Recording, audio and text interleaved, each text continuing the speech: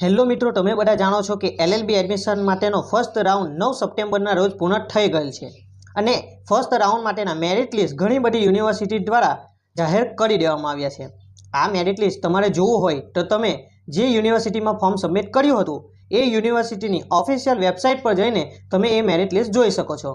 પરંતુ તમને કઈ કઈ યુનિવર્સિટીમાં એડમિશન મળ્યું છે, તમને કઈ કોલેજમાં એડમિશન મળ્યું છે અને એ કોલેજમાં એડમિશન કન્ફર્મ કરાવવા માટે તમારે હવે આગળ શું પ્રોસેસ કરવાની, આવો જાણીએ આ વિડીયોમાં।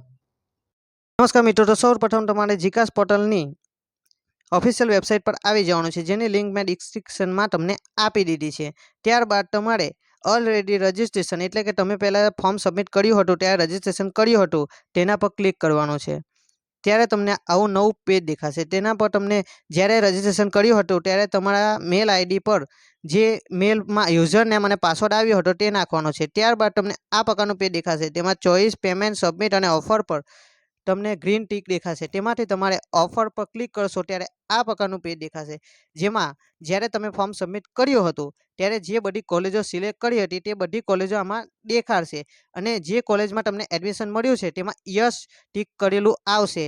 તેમાં તમે તે યસવાળા ઓબ્લિક પર તમે ક્લિક કરી ઓફર લેટરને ડાઉનલોડ કરી શકશો, જે આ પ્રમાણે દેખાશે।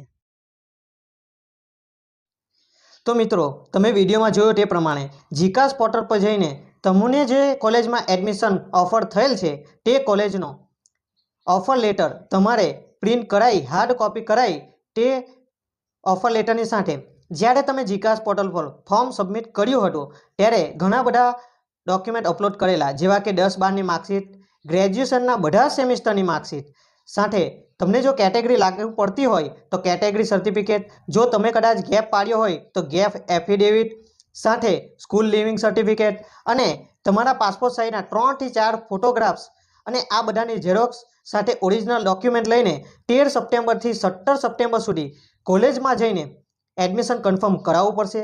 જો તમે 17 સપ્ટેમ્બર સુધી કોલેજમાં જઈને એડમિશન કન્ફર્મ કરાવશો નહીં તો તમારું એડમિશન ઓટોમેટિક કેન્સલ થઈ જશે અને ફરી પાછા તમે એ કોલેજમાં એડમિશન લઈ શકશો નહીં। અને આવી જ એલએલબીની એડમિશનને લઈને નવી માહિતી મેળવવા માટે મારી ચેનલને સબસ્ક્રાઈબ કરવાનું નહીં ભૂલતા।